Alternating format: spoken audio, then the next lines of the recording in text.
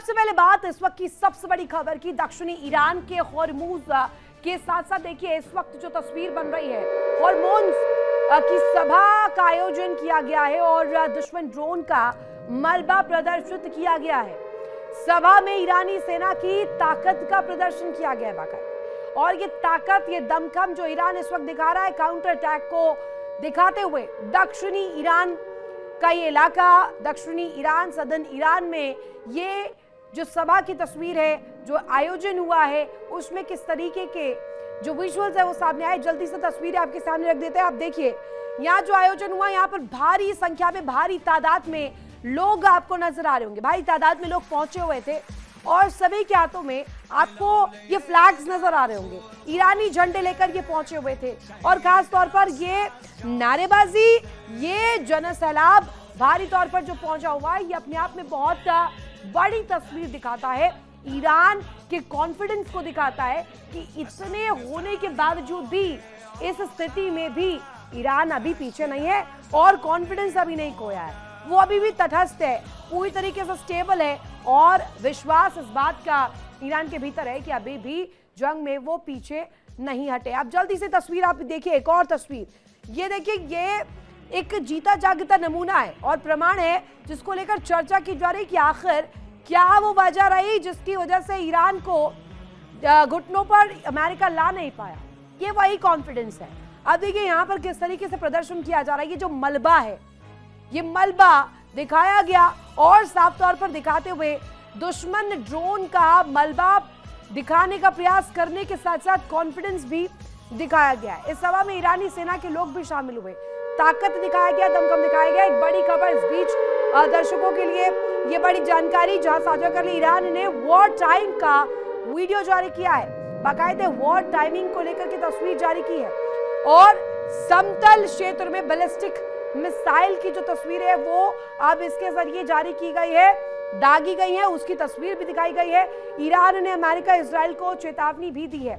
अब ये दो बड़ी ब्रेकिंग्स, दो बड़ी तस्वीरें इस वक्त जो इस चर्चा का विषय जो बना हुआ है वो खास तौर पर इन दो तस्वीरों के इर्द गिर्द बनती हुई नजर आ रही है।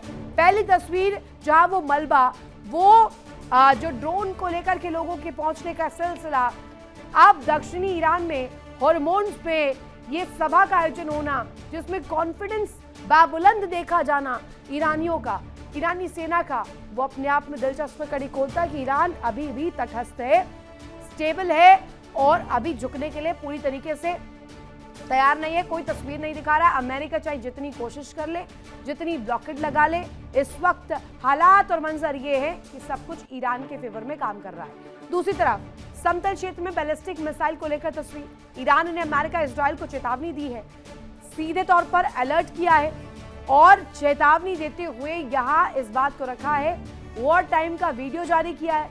वॉर टाइम के वीडियो जारी करने के साथ साथ ये जो क्षेत्र है जहां पर बताया जा रहा है रफ टेरेन्स के अलावा अभी इन समतल क्षेत्रों में भी जो हलचल है वो बहुत ज्यादा कड़े तौर पर हो रही है।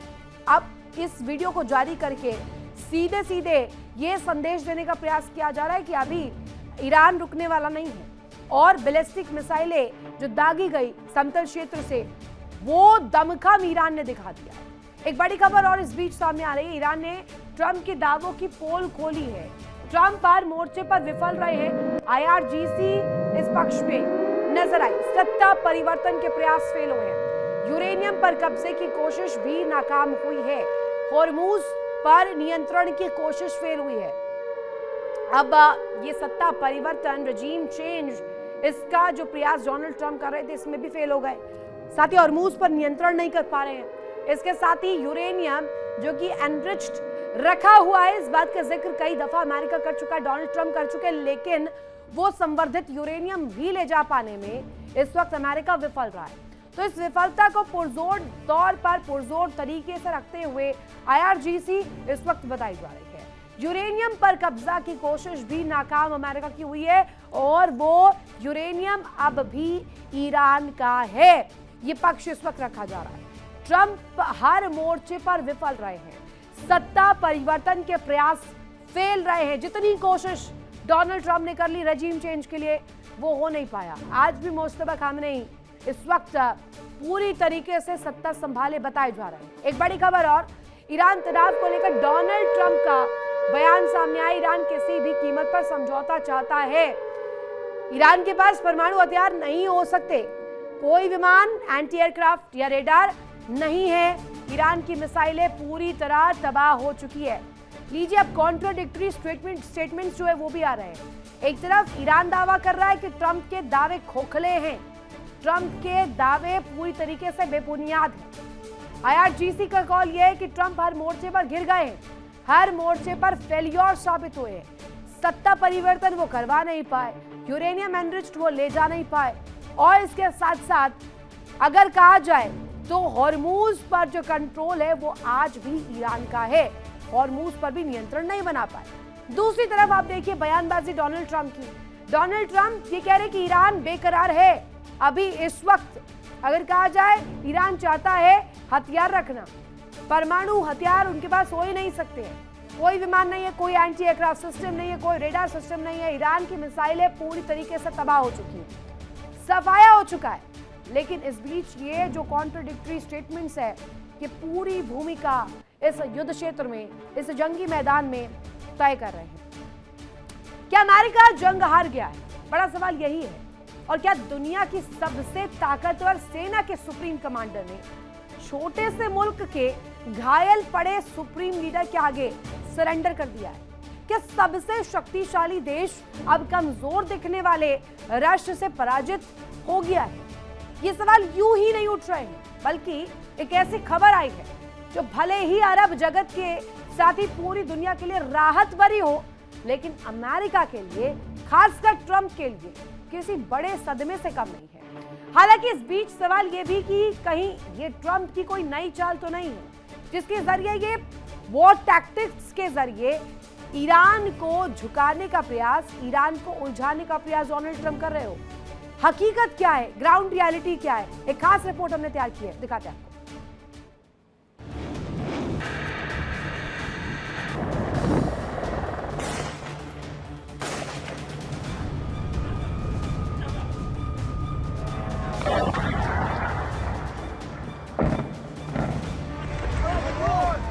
अमेरिकी राष्ट्रपति डोनाल्ड ट्रंप, उनके ईरान के लिए तेवर नरम पड़ते दिख रहे हैं।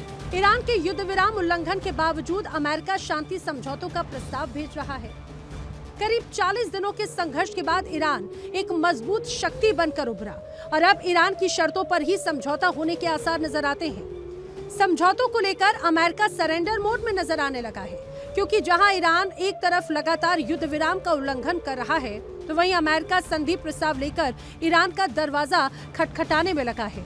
सवाल यही है कि क्या ट्रंप ने ईरान की जिद के आगे सरेंडर कर दिया, या फिर ये कोई साजिश तो नहीं। मिडिल ईस्ट में करीब 40 दिनों तक चले युद्ध के बाद अमेरिका और ईरान के बीच सीज फायर का ऐलान तो हो गया, लेकिन जंग में ईरान को उसकी ताकत का एहसास हो गया, क्योंकि उसने दुनिया की सबसे ताकतवर देश की शक्तिशाली सेना के सुप्रीम कमांडर को घुटनों पर ला दिया है। भले ही ईरानी नेतृत्व पर अमेरिका ने चोट की हो, लेकिन ना तो सत्ता परिवर्तन हुआ और ना ही परमाणु प्रोग्राम रुका और ना ही बैलिस्टिक मिसाइल कार्यक्रम खत्म हुआ। ईरान ने युद्ध विराम तोड़ते हुए हॉर्मुज स्ट्रेट से लेकर यूएई तक बमबारी की, हॉर्मुज पर अपना नियंत्रण स्थापित किया और अब अमेरिका अपनी नीति बदलता दिख रहा है। पश्चिमी मीडिया की रिपोर्ट के अनुसार अमेरिका और ईरान के बीच एक पन्ने के प्रस्ताव पर चर्चा जारी है और जल्द ही डील भी हो सकती है। खबरों की माने तो दोनों पक्षों के बीच 14 सूत्री फॉर्मूले तैयार हैं, जिस पर सहमति बनती नजर आती है। मीडिया रिपोर्ट्स के अनुसार अमेरिका ने जो संधि प्रस्ताव ईरान को भेजा, उसमें दोनों ही पक्षों की मांगों को जगह दी गई। खबरों में दावा किया गया कि प्रस्ताव पर चर्चा के लिए 30 दिन का समय तय किया गया है। इसके अलावा ईरान 12 सालों तक यूरेनियम संवर्धन पर रोक लगाएगा, तो वहीं ईरान की विदेशों में फंसी संपत्तियों को अनफ्रीज किया जा सकता है। समझौतों के तहत दोनों देश शिपिंग ट्रैफिक से प्रतिबंध हटा सकते हैं। इसके अलावा ईरान संयुक्त राष्ट्र को अपने परमाणु केंद्रों का निरीक्षण की इजाजत दे सकता है, साथ ही परमाणु हथियार नहीं बनाने का वादा भी कर सकता है। साफ है कि इस फॉर्मूले के साथ अमेरिका जंग से बाहर निकल सकता है। दावा किया जा रहा है कि अब तक इनमें से 3 मुद्दों पर सहमति बन गई है। हालांकि 11 मुद्दों पर अभी भी पेच फंसा हुआ है और इन्हें अगले 30 दिनों में सुलझाए जाने की उम्मीद जताई जा रही है। फिलहाल अमेरिका समेत दुनिया भर के लिए ये राहत की खबर तो है, लेकिन ट्रंप के लिए ये बहुत बड़ा झटका है, क्योंकि उनका नाम अमेरिका के नाकाम राष्ट्रपतियों की फहरिस्त में शामिल हो सकता है।